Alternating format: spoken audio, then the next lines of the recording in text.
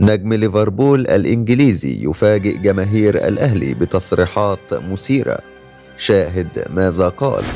ولكن قبل أي شيء صلي على الحبيب محمد، ولا تنسى الإعجاب بالفيديو والاشتراك في القناة حتى يصلك كل ما هو جديد وحصري.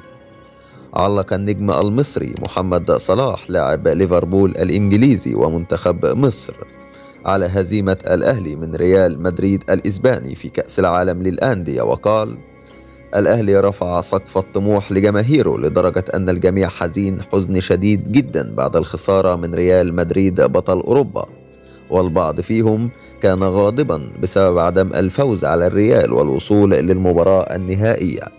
الأهلي جعل مباراة تحديد المركز الثالث أمام بطل البرازيل مباراة عادية، ولا يعتبر الفوز بها إنجاز لجماهيره، مع العلم أن جميع فرق العالم تحلم بالمشاركة فقط في هذه البطولة.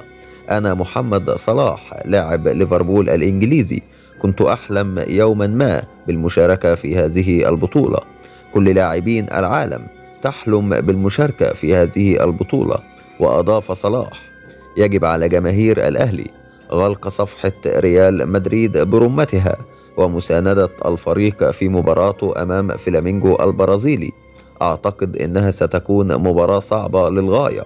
الفريقان لديهم الطموح في تحقيق إنجاز المركز الثالث على العالم.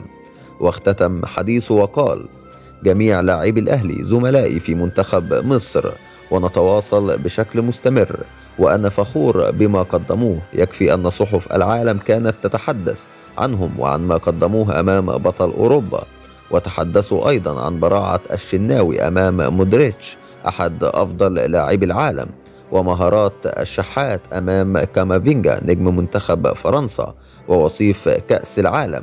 لذلك سمي الأهلي بنادي القرن.